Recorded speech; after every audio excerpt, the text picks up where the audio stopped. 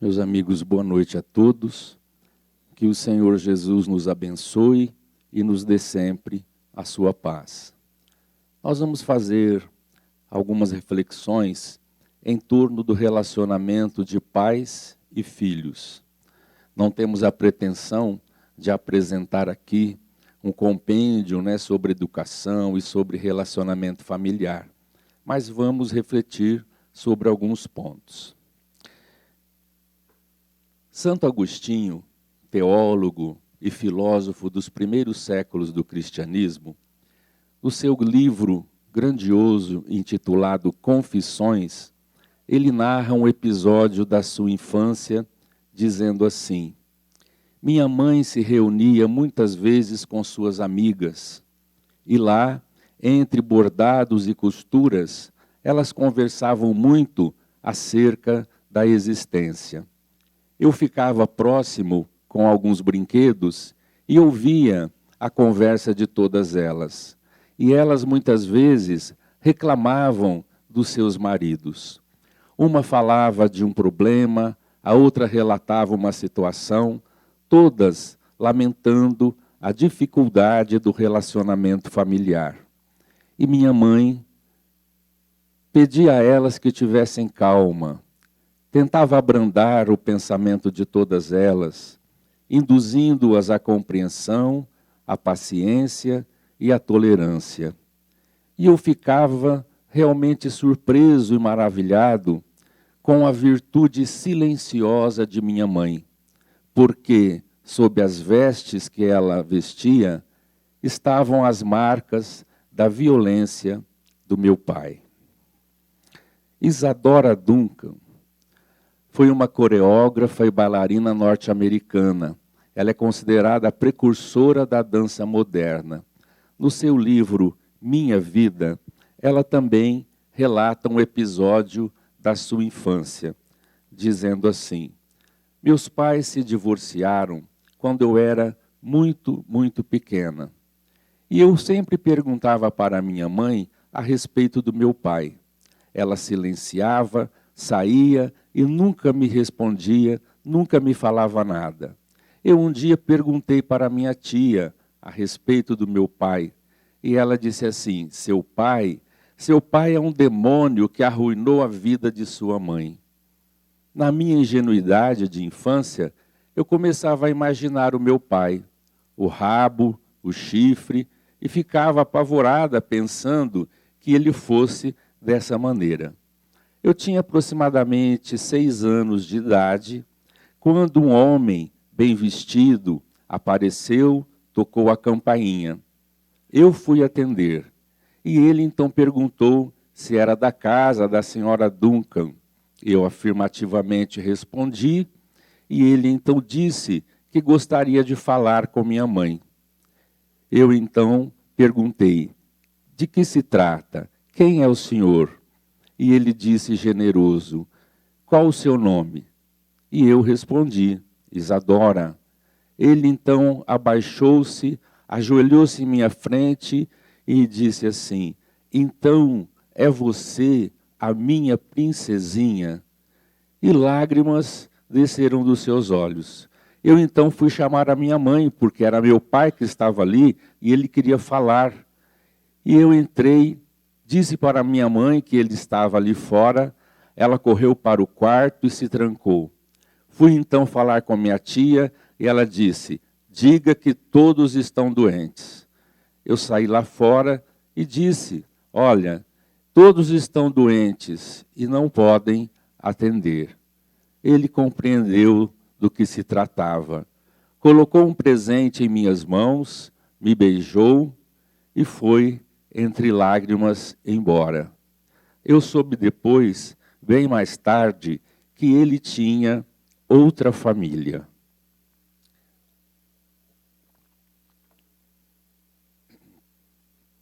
Graciliano Ramos, um escritor brasileiro, autor de Vidas Secas e Memórias do Cárcere. Ele tem um livro também intitulado Infância. E nesse livro há um capítulo intitulado O Centurão. E ele narra mais ou menos assim: Eu estava na varanda de minha casa brincando. E de repente meu pai saiu do interior da casa gritando: "Onde está o meu cinturão? Onde está o meu cinturão?" E olhando para mim, veio ao meu encontro dizendo: "Eu já disse para não mexer nas minhas coisas. Onde está o cinturão?" Ele me agarrou e começou a me bater. E eu não sabia o que dizer, porque eu não sabia nada a respeito do cinturão. E aquele gigante me batia e eu não conseguia dizer uma só palavra. Até que ele me largou. E eu então corri para o canto da varanda e lá fiquei, com soluços e lágrimas e medo. Meu pai então foi para a rede que ficava também nessa varanda. Ele então deitou-se na rede para logo em seguida levantar-se. Enfiou a mão na rede e trouxe o cinturão. Era o maldito cinturão. Ele anteriormente deitou-se na rede e por certo o cinturão abriu. E ele agora encontrou o bendito cinturão. Ele então olhou para o cinturão, praguejou, coçou a cabeça, olhou para mim e foi para o interior da casa. Não veio falar comigo.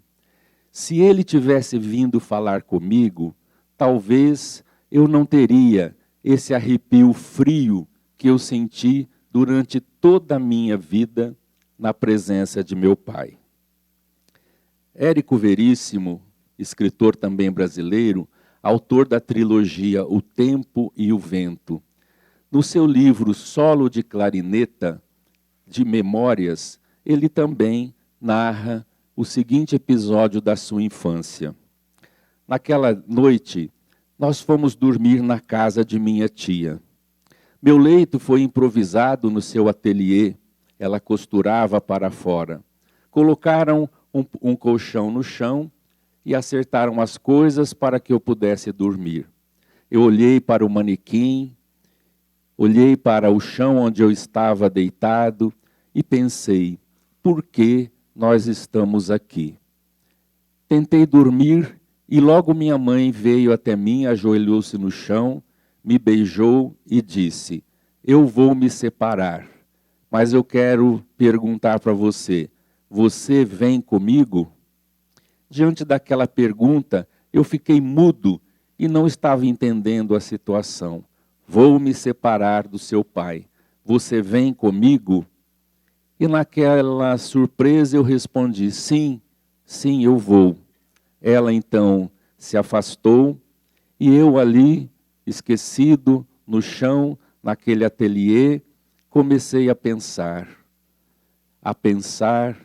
e então uma força muito grande dentro de mim, parecia que ia arrebentar o meu peito, a minha garganta, e eu segurei as emoções, lembrando do meu avô, que dizia: homem não chora, mas eu não consegui represar as emoções. Solucei e chorei todas as minhas lágrimas, chorei pela minha mãe, chorei pelo meu pai, e chorei, por que não dizer, por mim mesmo.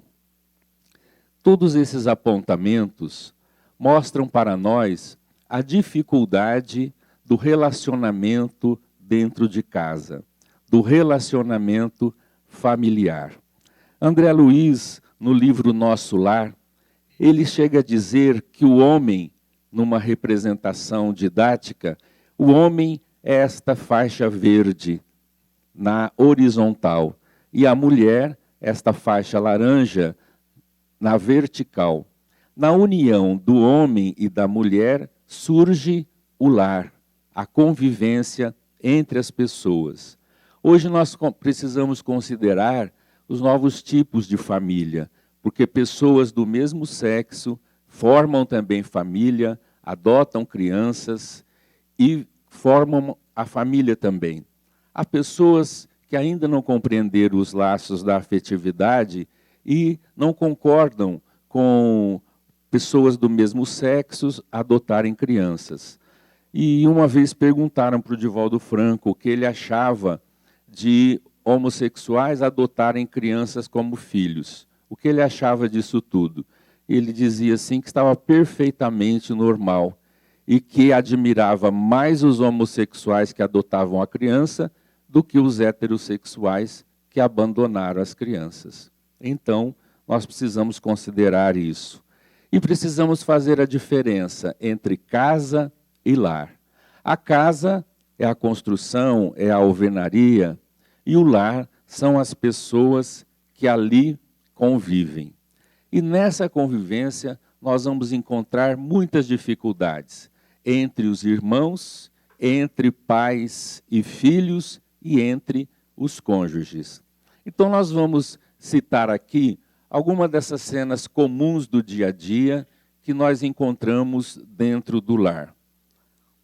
Então vamos ver os filhos e as dificuldades do relacionamento. Quem já não viu brigas na hora do almoço? A mãe está falando, está dizendo, e os irmãos brigando entre si. São cenas muito comuns, não é? E o uso das roupas do irmão. O irmão pega o tênis do outro, pega a camisa do outro, pega o short, e aí a briga se instala, não é? Um não aceita que o outro pegue as suas coisas. E por essa questão simples, vira uma verdadeira briga e uma tormenta dentro do lar, dificultando a educação e o trabalho da mãe, não é? E a famosa pirraça, quando a mãe diz assim, ele faz isso só para me pirraçar, não é?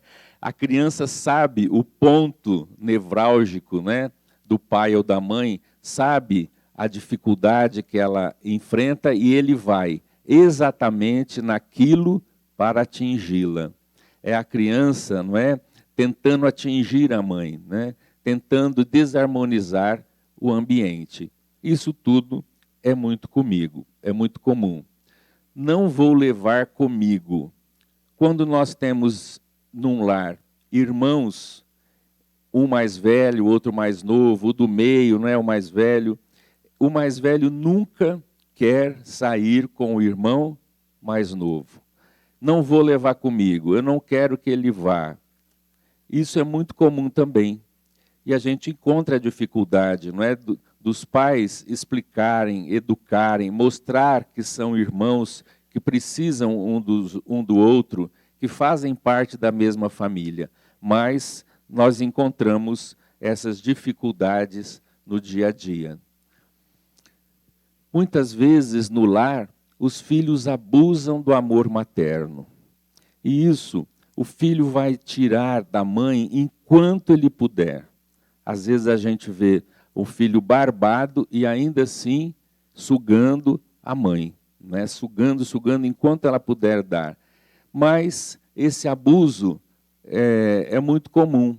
Por exemplo, num dia de domingo, a filha ou o filho vai dormir até às 11 horas da manhã. E a mãe vai trabalhar, vai preparar o almoço e tudo aquilo. Aí a menina ou o menino levanta, almoça e vai para o sofá e com o celular na mão. E a mãe vai lavar os pratos, vai lavar a cozinha, vai arrumar tudo. Então veja, isso é um verdadeiro abuso dos filhos para com a mãe. Porque se a filha tivesse consciência, ou o filho, eles poderiam dizer assim, não, mamãe, a senhora já fez o almoço, deixa aí que nós vamos arrumar tudo. É difícil, não é? É muito difícil, não é? Isso acontecer. A mãe trabalhou a semana inteira também. O filho estudou a semana inteira. Mas no domingo, os dois poderiam, pelo menos, auxiliar em alguma coisa. Nós ainda temos ideia de que os pais existem para atender os nossos caprichos. Nós queremos aquilo que os pais muitas vezes não podem dar. Mas nós choramos, nós brigamos, nós queremos. E nessa situação de abusar dos pais para que eles atendam os nossos caprichos, nós vamos ver cenas as mais diversas. Eu vou falar de mim, pedir licença para vocês para falar de mim. Não é? Na década de 70, a televisão era branco e preto. Na Copa do Mundo de 70, e eu queria televisão para ver a Copa. Nós éramos uma família paupérrima, com muita dificuldade. E eu chorando que queria televisão. Quero a televisão, eu quero a televisão. Veja, a exigência, né, que o pai faça, né, o meu capricho, sem entender que muitas vezes não pode, que as coisas não são assim. Mas eu chorava que queria televisão, Aí eu desmaiei um dia. Então, vai uma dica, quando você quiser, desmaia. Né? Mas eu não desmaiei fingindo, não. Eu era uma criança meio doente, né, com muitos problemas, e eu desmaiei que queria televisão. Meu pai correu na loja, comprou televisão, Colorado RQ, aquelas de pezinho, né, e branco e preto, e aí a gente tinha televisão em casa, não é? Mas veja, a gente não pensa, não para raciocinar o esforço do pai, a luta do pai, mas a gente acha que pai foi feito para atender os nossos caprichos. Quando eu tinha também 14 para 15 anos, eu era e sou ainda, né, fã de Elis Regina. Veja que com 14 anos é bom gosto, né, Lourdinha? E a Elis Regina veio fazer um show no Sesc em São José do Rio Preto. Pronto. Eu queria de todo jeito. Como que eu não vou? É a única oportunidade. Aí eu comecei, né? Aquela coisa de repete, fala e fala. Meu pai, o senhor precisa me levar? Vai. E minha mãe, leva o menino, né? E vai. À época, meu pai tinha um carro, uma perua Kombi. Nós saímos de Votuporanga, naquela época que a rodovia não era dupla, né? E ele me levou em Rio Preto, no Sesc, para eu assistir o show, e ele ficou dentro da perua, quase 2 horas me esperando, e depois me trouxe de volta. Então, veja, o capricho que às vezes a gente faz, não é? E essas coisas também, depois a gente não reconhece. Raramente a gente vê que ele fez esforço, que a nossa mãe se esforçou, renunciou para nos ajudar. Quase sempre nós não pensamos nisso. E aí vem aquela coisa que nós queremos tudo, nós corremos atrás, nós exigimos e tudo, mas, por outro lado, nós nos afastamos dos nossos pais. E, às vezes, o pai vai levar a criança na escola ou vai levar em algum lugar e o pai vai beijar a criança para ela ir para onde ela tem que ir, nem pensar, né? Tem vergonha do pai ou a mãe beijá-lo, né? Uma coisa que é um gesto de amor, de ternura, e a gente quer fugir. O que os outros vão dizer se o meu pai e minha mãe vier me beijar, não é? Então são as incoerências, né? A falta de perdão dentro do lar.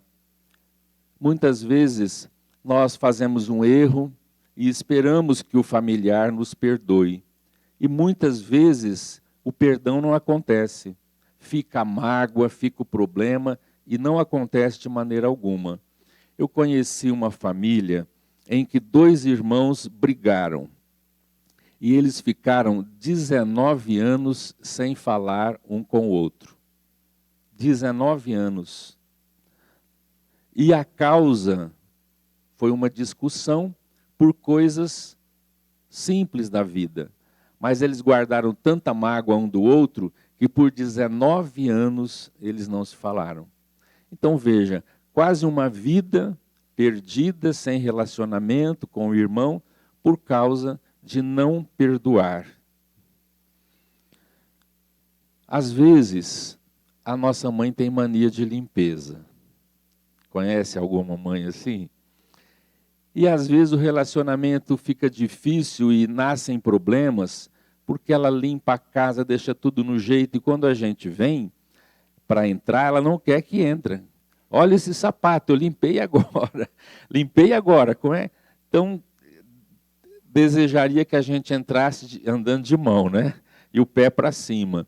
Então, muitas vezes, esse excesso por parte da mãe cria também os desatinos, os problemas dentro do lar. Ninguém está falando que não deve ter higiene, né? Mas, às vezes, um abuso, né, disso leva também às dificuldades de relacionamento. Outro problema da família é não elogiar. Nós cobramos tanto e muitas vezes nos esquecemos de elogiar quem está à nossa volta. Por exemplo, a nossa esposa ou a nossa mãe prepara o nosso alimento a vida inteira. Dificilmente nós paramos e agradecemos e elogiamos a comida que ela faz. Com raríssimas exceções.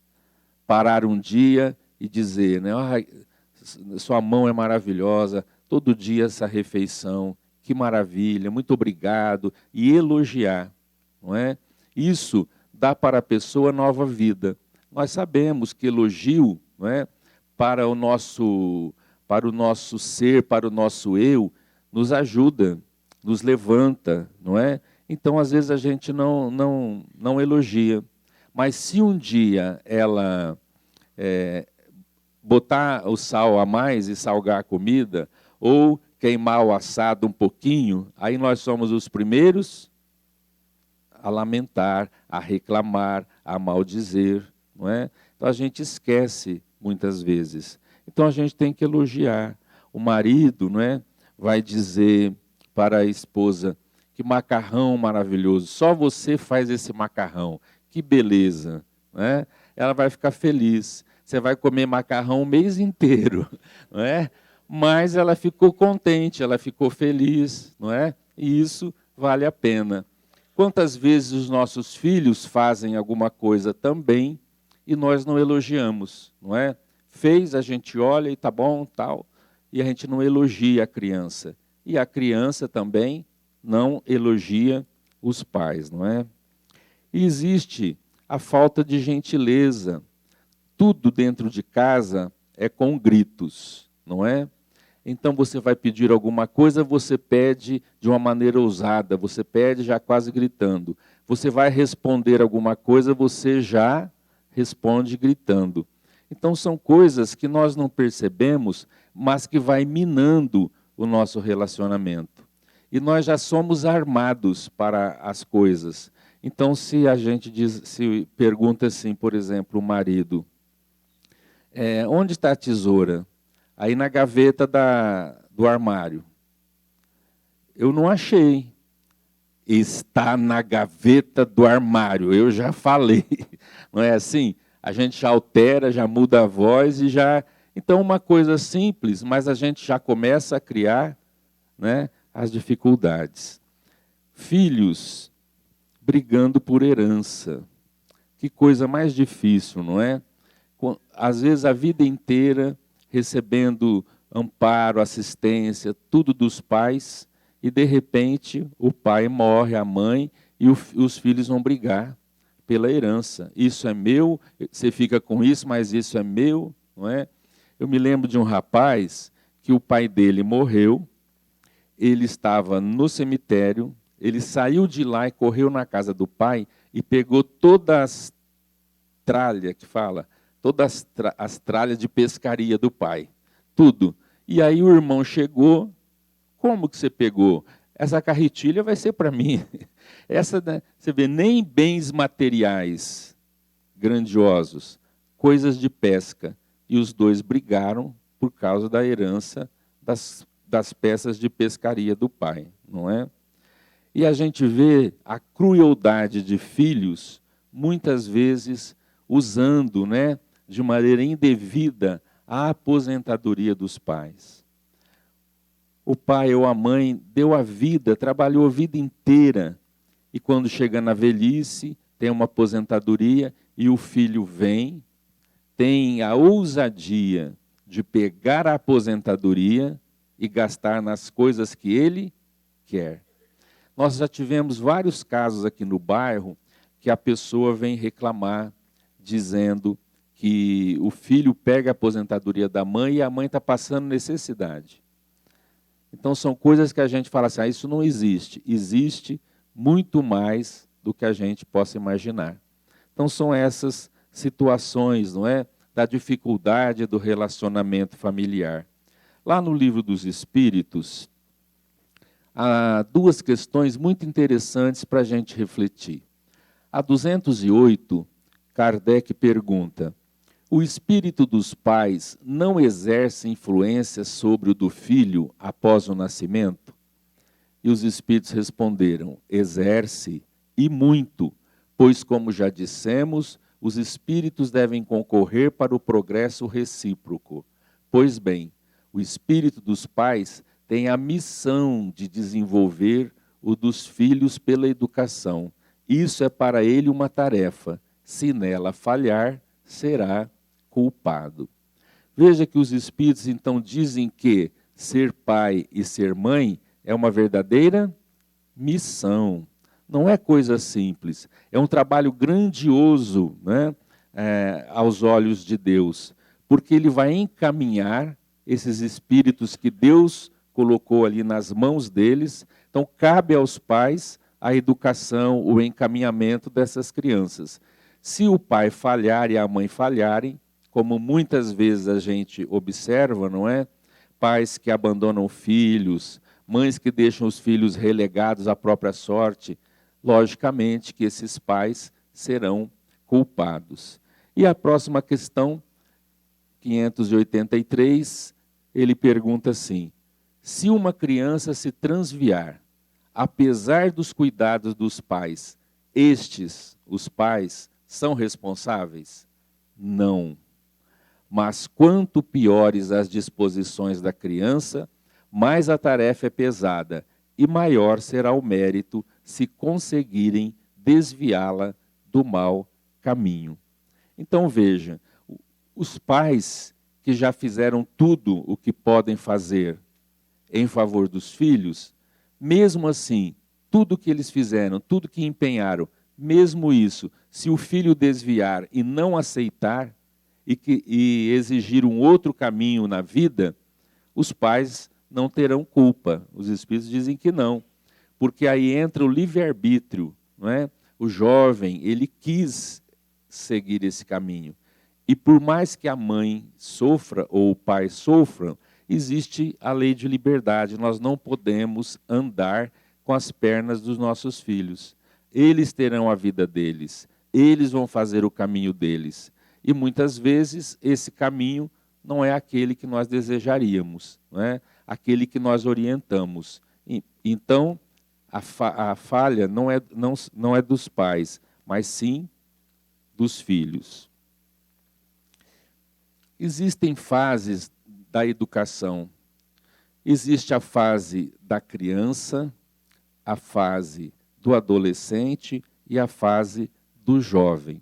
São 3 etapas em que os pais, como sempre, a vida vai exigir muito cuidado, muito zelo, muito trabalho, a fim de auxiliar os filhos dentro do lar. A fase da criança é uma fase em que os pais renunciam muito.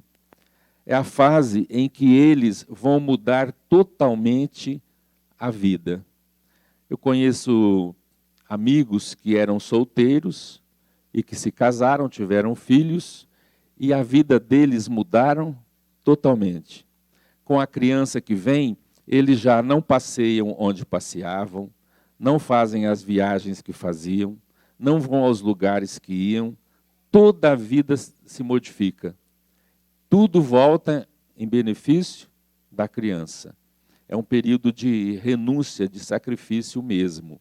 Mas quando essa criancinha cresce, a gente tem que ficar atento, porque eles estão assim do nosso lado e nós sabemos que educamos também por exemplo.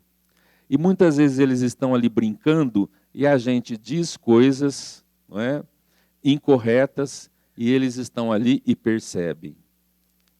A gente pensa que não. Estava brincando, mas criança assim nessa idade tem uma anteninha que eles ficam, não é, assim, ó. Então tudo à volta eles registram e guardam. Então por isso do esforço que os pais deverão ter no sentido de atentar para isso, não é? Essa fase é a fase onde nós podemos plantar educação, onde nós podemos dar exemplo, onde nós podemos influenciar a criança.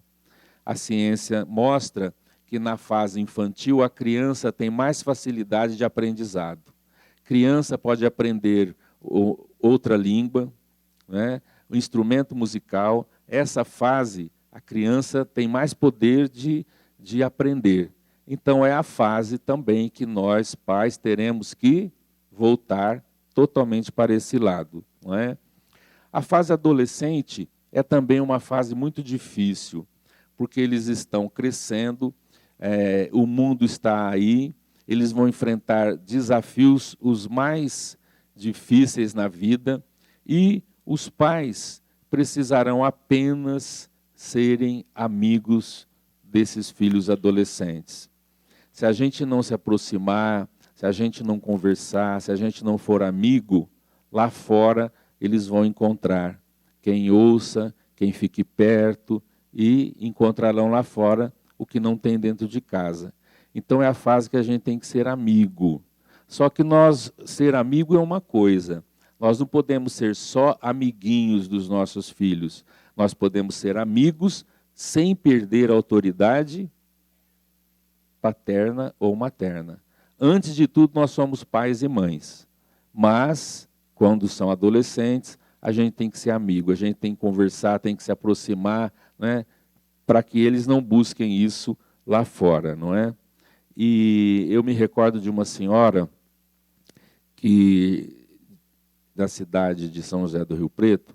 Ela me disse assim, o marido tem uma empresa, ela disse assim para mim: Luiz Antônio, eu trabalho em tal empresa e ela me ofereceu agora um cargo para mim numa loja que ela vai abrir em Recife. E ela me ofereceu, e é um salário, mas é um salário. Então eu estou pensando, eu não posso perder isso. Eu tenho que ir para Recife. Aí eu disse assim, então vocês vão mudar para lá? Não, meu marido tem a empresa que ele tem que ficar, e meus filhos vão ficar também, porque tem a escola, tem isso, tem aquilo. Mas você vai ficar lá? Eles estão assim, entrando na adolescência, precisam da mãe. Como é que você vai fazer? Na época tinha muito o Skype. Não, eu vou falar com eles pelo Skype, eu vou orientando, vou falando.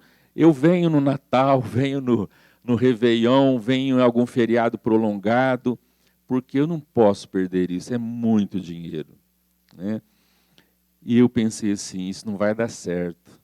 Uma mulher lá, o maridão aqui, você acha que esse maridão vai ficar sozinho? Não é?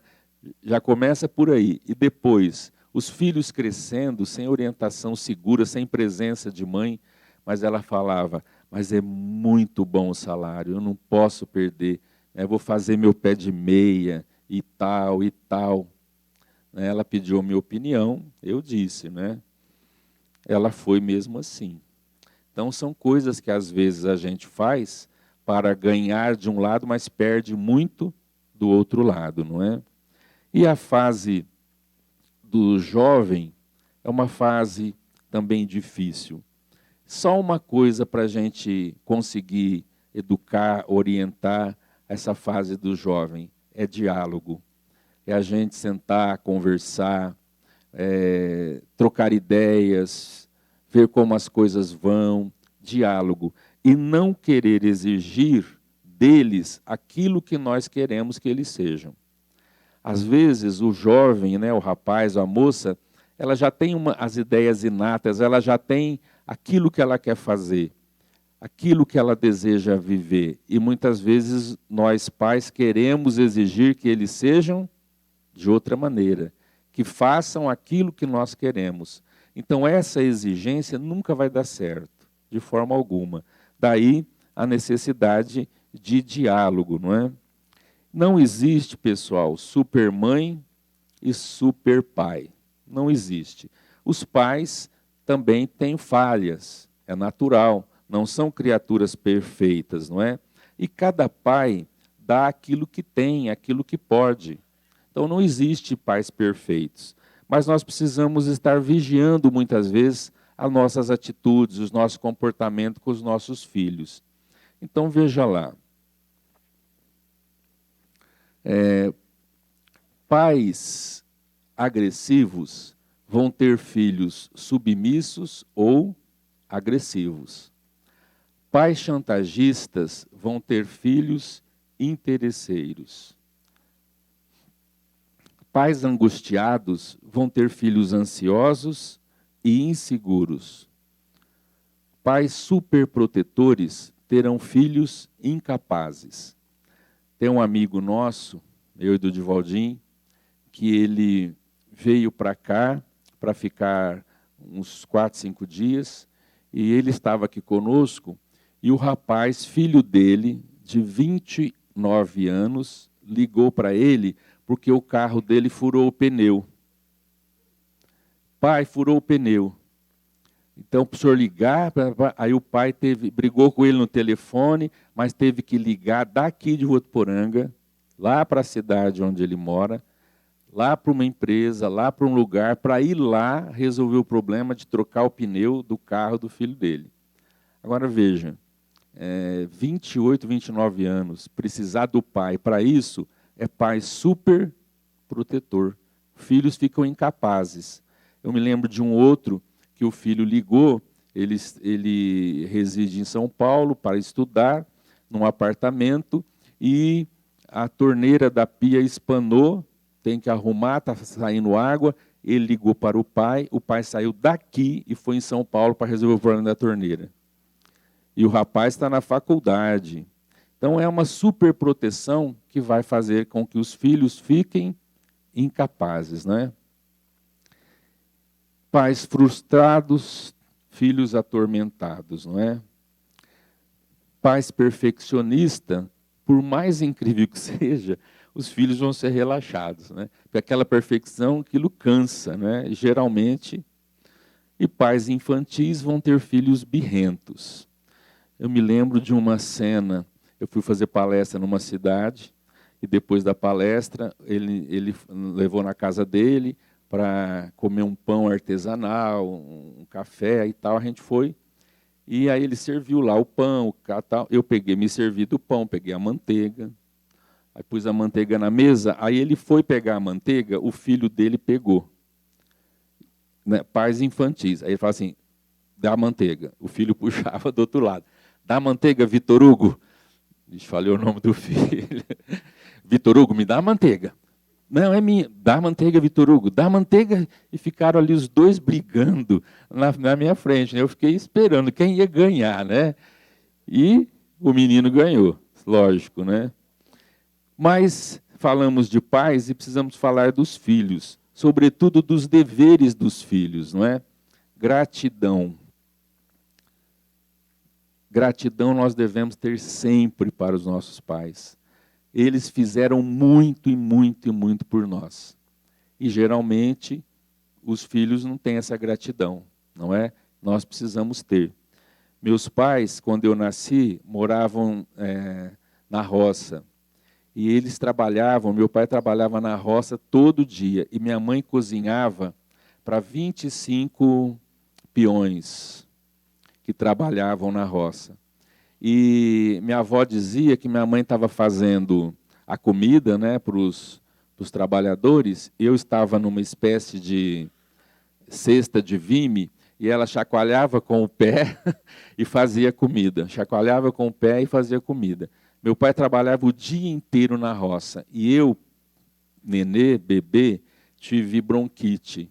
Então, à noite, eu não dormia. Eu ficava sem ar e gritando, chorando, e gritando, chorando. E então meus pais revezaram, minha avó me disse. Ele ficava um período comigo e depois ele ia dormir e minha mãe pegava. Toda noite, toda noite. E no outro dia, trabalhar pesado. Como é que eu vou pagar isso que meus pais fizeram por mim? Não tem dinheiro que pague, não tem, né? Só gratidão, não é? Senão, respeito. Antes de tudo, a gente tem que ter respeito. Eu digo para os jovens assim, você pode até não concordar com seu pai, você tem que conversar com ele, agora você tem que ter respeito. Você pode não concordar, mas você tem que ter respeito, né? Acima de tudo. Honrar pai e mãe. É tão importante isso que é um dos 10 mandamentos. Honrar pai e mãe. Veja a importância disso, não é? Deus, através dos emissários, colocou lá os mandamentos e um deles é a necessidade do filho honrar pai e mãe. Colaboração, não é? A gente precisa, como eu falei do domingo, às vezes a filha quer dormir, é preciso ter colaboração com eles, né? Eles sempre fizeram tudo para nós. Assistir em suas necessidades. A gente tem que ir acompanhando e ver as necessidades dos pais. Então a gente está vendo que eles já estão envelhecendo, está com uma certa dificuldade. Vamos botar a barra lá no banheiro, né, para apoiar, para ajudar. Está com dificuldade com alguma coisa? Vamos pensar, vamos ver. Né? Para isso que filho serve, né? Para ver essas necessidades e ajudá-los, né? E também saber ouvir. Os pais vão envelhecendo e eles contam a mesma coisa 2, 3 vezes. Você já falou isso daí, já falou. Então a gente tem que ouvir, tem que aprender, né? Porque é necessário, faz parte, né? Nós éramos bebê e eles suportaram tudo. Agora nós temos que entender e temos que saber ouvir. E às vezes eles ficam excluídos. Eu fui num aniversário e lá estavam toda a meninada e todo mundo tal, e tinha a avó, né, que era viúva, e ela sentou lá, então todo mundo, oi vó, tal, tal, tal, mas cada um vai para as coisas que interessam. E a velhinha estava lá. Então o almoço, aquela coisa toda, todo mundo, e ela lá, sozinha, na solidão, em volta de todo mundo. Filho, neto, bisneto, e ninguém, ela abandonada. Quando passa alguém, está tudo bem, vó? Só quer alguma coisa? Quer Guaraná? Ó, traz Guaraná aqui para a vó. Em vez de buscar, manda o outro trazer. Não é? E ela ficava lá, sozinha. Né? Então, às vezes, a gente tem que perceber dessas coisas, né? Para a gente ser útil realmente, fazer aquilo que a gente pode. E em toda e qualquer situação, gente, a gente tem que dar amor. Filho, pai, qualquer situação, a gente tem que oferecer amor para eles. E para encerrar, eu vou recordar uma pequena história que o espírito Ramiro Gama escreveu através do Carlos Bacelli. Ele diz assim: havia uma casa em que residiam o pai, a mãe e um filho adolescente. As dificuldades de relacionamento eram grandes. A mãe trabalhava para fora, o pai também, e o menino estudava e um grande período ficava em casa. Sobretudo, o pai e o filho tinham muita dificuldade de convivência.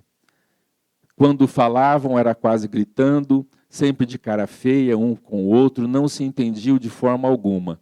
A mãe tentava ajustar as coisas, mas ele e o pai não se entendiam de forma alguma. E o lar era um verdadeiro campo de batalha.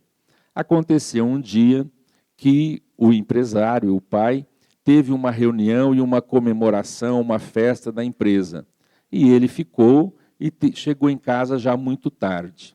Quando ele chegou, acendeu a luz, entrou, apagou a luz da sala e foi acender a luz do corredor lá em cima, porque ele precisaria subir uma escada para os aposentos lá do segundo andar. Então, ele apertou o interruptor e a lâmpada não acendeu, estava queimada. Ele ficou nervoso, jogou a pasta no sofá e começou a dizer: é assim mesmo, faço tanto esforço, trabalho tanto, e esse rapaz dentro de casa não faz nada, nem trocar uma lâmpada, não ajuda em nada. E ficou bravo. Foi até a despensa, pegou uma escada, pegou uma lâmpada, subiu, abriu a escada e foi trocar a lâmpada. Ele estava com uma lâmpada na mão, a lâmpada nova, e quando ele desrosqueou a lâmpada velha e foi trocar a outra, ele perdeu o controle, o equilíbrio e caiu. Uma queda realmente difícil, rolou escadaria abaixo. A mãe acordou, foi conduzido ao hospital e teve que fazer uma pequena cirurgia e ficar com as pernas engessadas, em casa, sem trabalhar. Assim, doente, o filho ficou um pouco condoído, vendo o pai naquela situação. E a mãe disse: você tem que ajudar seu pai no período que você está em casa. Então ele buscava água para o pai pedia alguma coisa, arrumava a almofada atrás, e foram assim, e todo aquele ódio, aquela discussão, foi amenizando, amenizando, ao ponto dos dois sentarem ali junto e ver um jogo de futebol na televisão, próximos um do outro. O espírito Ramiro Gama descreve isso e, para encerrar a lição, ele diz assim: leitor amigo, eu sei o que você está pensando. Você está pensando que Deus machucou aquele homem para ele se aproximar do filho. Eu não vou dizer tanto assim, mas eu tenho uma leve desconfiança que foi Deus que queimou aquela lâmpada. Então, não vamos esperar que uma lâmpada se queime na nossa vida para que nós possamos nos aproximar, que nós possamos aproveitar as oportunidades da vida, tudo que ela nos oferece e, sobretudo, as bênçãos do lar e da família, tão importantes para todos nós. Que Jesus nos abençoe.